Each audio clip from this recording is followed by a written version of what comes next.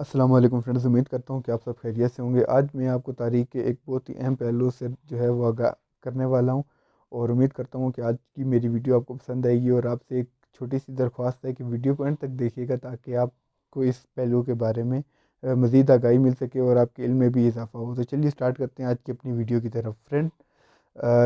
چنگیز خان جو ہے اس کے دو پوتے تھے، ایک کا نام تھا لاکو خان اور دوسرے کا نام تھا برقے خان۔ برقے خان جو تھا وہ جوچی خان کا بیٹا تھا، اور جوچی خان چنگیز خان کا سب سے بڑا بیٹا تھا۔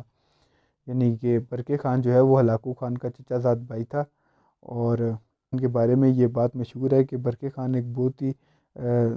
پڑھا لکھا اور علم و فضل سے مالا مال ایک شخص تھا، جو کہ بہت ہی دانا جنگجو بھی تھا، اور اس کی بہادری کی بھی کوئی مثال نہیں، کوئی مثال جو ہے وہ ملتی نہیں ہے، یعنی کہ یہ بہت بہادر تھا۔ اور اس کی جو سلطنت تھی اس کے اندر روس کا علاقہ آتا تھا، لیکن اس کی فتوحات جو ہے وہ بڑھتی گئی، اور یہ سلسلہ جو ہے وہ مشرقی یورپ تک جا پہنچا۔ 1261 سے 1261 میں اگر آپ دیکھیں تو اس کی سلطنت جو ہے وہ کفکار کے پہاڑوں سے لے کر بلغاریہ کی حدود تک تھی، لیکن اس کی فتوحات مزید بڑھتی گئی، اور یہ علاقہ، اس کی جو سلطنت تھی وہ بھی مزید بڑھتی گئی۔ خیر، روس اور یورپی عوام اسے تاتاری کہتے تھے۔ جب وہ فتوحات کر کے واپس سینٹرل ایشیا کی طرف لوٹا تو اس نے بخارا کے ایک شہر میں پڑاؤ کیا، اور اسے اپنے جاسوسوں کے تحت ایک خبر ملی کہ اس کے چچا زاد بھائی یعنی کہ ہلاکو خان نے بغداد کی اینٹ سے اینٹ بجا دی ہے۔ بغداد عراق میں موجود تھا، اور بغداد کی ہلاکو خان نے اینٹ سے اینٹ بجا دی ہے۔ وہاں پہ اس نے بے حد قتل و غارت کی ہے، عورتوں بوڑھوں بچوں کا اس نے قتل کیا، اور جو بھی علم سے ریلیٹڈ، کیونکہ وہ بہت بڑا شہر تھا، مسلمانوں کا وہاں سے بہت زیادہ تعلق تھا مسلمانوں کی وجہ سے، اور دوسرا وہ اپنے علم و فضل کی وجہ سے بغداد جو ہے بہت مشہور تھا۔ اور ہلاکو خان نے خون ریزی کی لیکن ساتھ ہی ساتھ وہاں کی مسجدوں کو بھی گرا دیا اس نے، اور وہاں پر جتنی بھی زیادہ علم کی کتابیں تھیں وہ سب اس نے پانی میں بہا دی، یہاں تک کہ اس پانی کا رنگ بھی اس کی کتابوں کی سیاہی کی وجہ سے سیاہ ہو گیا، اور بغداد کی گلیوں میں پانی کی بجائے خون بہنے لگا۔ اس قدر اس نے ہلاکو خان نے وہاں پر خون ریزی کی۔ اور برقے خان کے جاسوسوں کے تحت اسے یہ بھی پتہ چلا کہ یہ سارا سلسلہ جو ہے ہلاکو خان وہ مصر تک لے کر جانے والا ہے، اور وہاں تک یہ ساری قتل و غارت کا وہ جو ہے سلسلہ لے کر جانا چاہتا ہے، اور مملوک سلطنت کو جو ہے وہ صفحہ ہستی سے مٹا دینا چاہتا ہے۔ مملوک سلطنت جو ہے وہ 1250 سے لے کر 1572 تک رہی، اور ہلاکو خان جو ہے وہ صلیبیوں کا بہت بڑا دوست تھا، یعنی کہ ان کا حمایتی تھا، ان کا ساتھی تھا، اور مسلمانوں کا وہ سخت دشمن تھا، اور مسلمانوں کو ختم کرنا اس کا ایک مقصد تھا۔ اور برقے خان کے جاسوسوں نے اسے یہ بھی بتایا کہ مملوک سلطنت کو جو ہے وہ ختم کرنے کے بعد منگولوں کا خاقان اعظم بننا چاہتا ہے، یعنی کہ جو جگہ چنگیز خان کی تھی وہ اس کے اوپر آنا چاہتا ہے، اور منگولوں کا جو ہے سب سے بڑا سردار بننا چاہتا ہے۔ جبکہ برقے خان کو یہ بات ہضم نہ ہوئی، کیونکہ وہ یہ سمجھتا تھا کہ اس قدر سفاکیت جو ہے وہ منگولوں کی بہادری کا جو ہے نمونہ نہیں ہے، اور وہ اس بات سے ہرگز بھی خوش نہیں تھا کہ ہلاکو خان جو ہے وہ خاقان اعظم بنے۔ اور برقے خان کے بارے میں یہ بات مشہور ہے کہ اس کی ماں جو ہے بوتے خان، وہ اسے اللہ کا خوف دلاتی تھی، اور مظلوم کے قتل سے اسے ہمیشہ دور رکھتی تھی، اور اسے اس بات سے منع کرتی تھی کہ اس کے ہاتھوں کوئی بھی ناجائز قتل نہ ہو، اور کسی مظلوم کی جان اس کے ہاتھوں نہ جائے۔ اور وہ اپنے مختلف مسلم وزراء کے ذریعے اللہ کا خوف برقے خان کو دلاتی رہتی تھی، جس کی وجہ سے برقے خان کو اسلام کے بارے میں جاننے کا بہت زیادہ شوق تھا، اور اسی لیے اس نے بخارا کے ایک مشہور عالم دین صوفی سیف الدین کو طلب کیا۔ اور یہاں پر یہ واضح رہے کہ سمرقند اور بخارا چغتائی خان کے بیٹے کے حصے میں آئے تھے، اور چغتائی خان جو تھا وہ چنگیزی قانون کی جو ہے پاسداری کرتا تھا، حالانکہ وہ بھی ایک بہت ہی شفاق قسم کا، لیکن اس نے کبھی بھی مسلمانوں کی مسجدوں اور عیسائیوں کے گرجا گھروں کو جو ہے نہیں گرایا، اور ہلاکو خان جتنی شفاقیت اس کے اندر نہیں تھی، مطلب کہ وہ شفاق تو تھا لیکن ہلاکو خان جتنا نہیں تھا۔ خیر، اگر بات کی جائے چغتائی خان کی، تو چغتائی خان جو ہے وہ شہر سے دور خیمہ زن رہتا تھا جنگلوں میں، اور سلطنت کا نظام چلانے کے لیے اس نے اپنے ایک سپہ سالار کو وزیر بنا دیا۔ اور جب چغتائی خان کی موت ہوئی تو اس کے بیٹوں کے درمیان جو ہے وہ زمین کا جھگڑا جو ہے وہ شروع ہو گیا، اور پھر جلد ہی جلد ان کی صلح ہو گئی۔ پھر انہوں نے اپنی سلطنت کو مزید مضبوط کرنے کے لیے جو ہے وہ ترک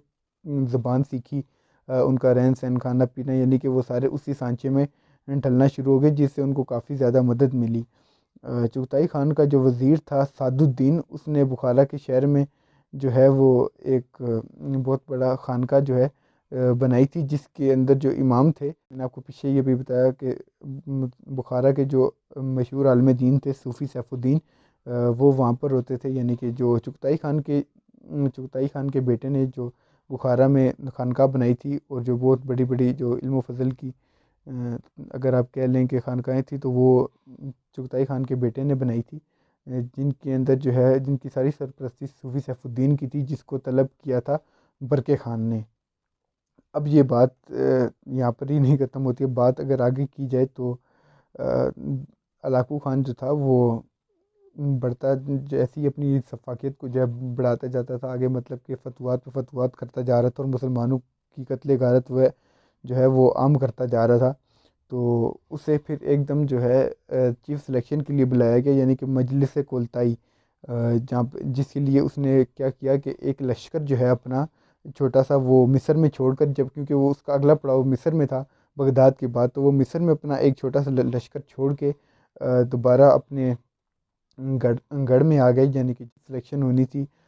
خانقاہ جہاں پہ اس نے خاقان اعظم بننا تھا، تو علاقو خان جو ہے وہاں پر چلا گیا۔ لیکن جب وہاں پر وہ اپنا لشکر جو ہے وہ مصر میں چھوڑ کر تو چلا گیا، لیکن اس کے لشکر کو مصر میں بہت بڑی شکست ہوئی، اور بہت ہی برے طریقے سے وہ لوگ ہارے، اور ان کو ہرانے والا کون تھا؟ وہ مملوک سلطنت کا بادشاہ رکن الدین بابر تھا، رکن الدین بیبرس جسے رکن الدین بیبرس جس کا نام تھا۔ اور اس نے جو ہے علاقو خان کی فوج جو تھی، یعنی کہ اس کا جو لشکر تھا، اسے ہرایا تھا، اور جبکہ علاقو خان خود جو تھا وہ چیف سلیکشن کے لیے مسجد کولتائی میں جو ہے وہ موجود تھا۔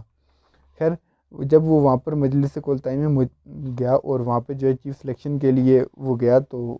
برقع خان بھی اس ٹائم جو ہے وہ اسی جگہ پر موجود تھا، اور جو ایک محفل تھی اس کے اندر وہ دونوں بیٹھے ہوئے تھے، اور آپس میں بات چیت کرتے ہوئے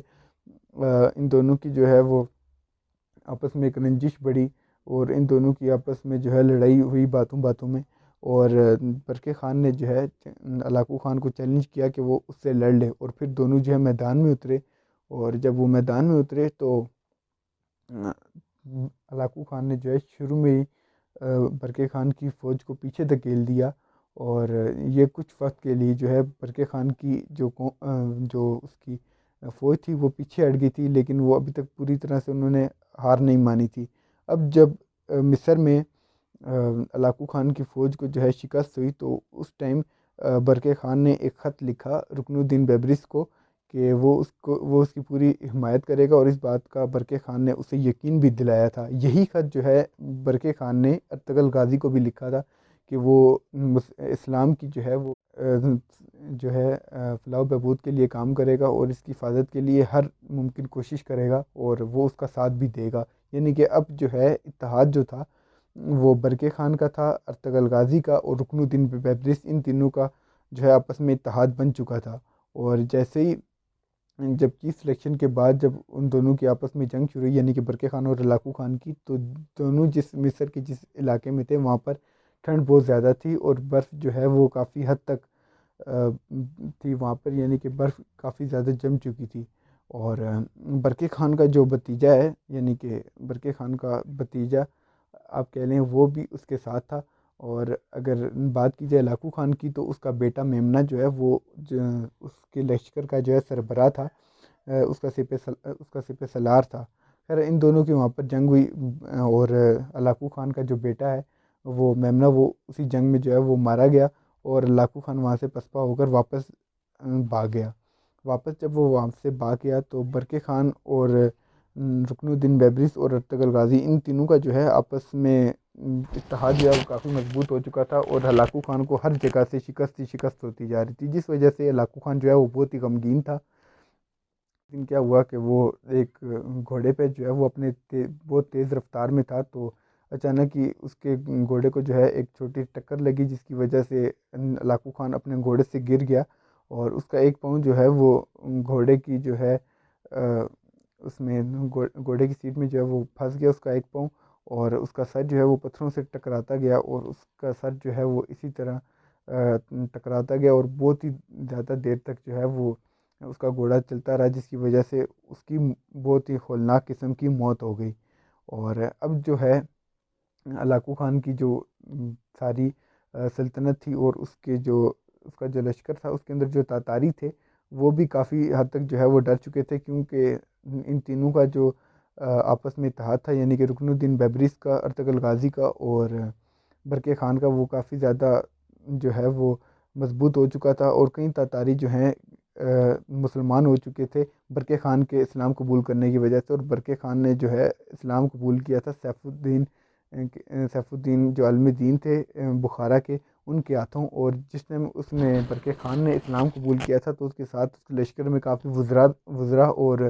باقی جو تھے اس کے سپاہی جو تاتاری تھے، وہ انہوں نے بھی، تاتاری اور باقی جو منگول تھے انہوں نے بھی اسلام قبول کر لیا۔ تو یہ تھی آج کی ہماری چھوٹی سی سٹوری۔ امید کرتا ہوں کہ آپ کو یہ ویڈیو پسند آئے گی ہوگی، اور اگر پسند آئی ہے تو پلیز اس کو لائک، سبسکرائب اور شیئر کرنا مت بھولیے گا۔ Thank you for watching this video. اللہ حافظ۔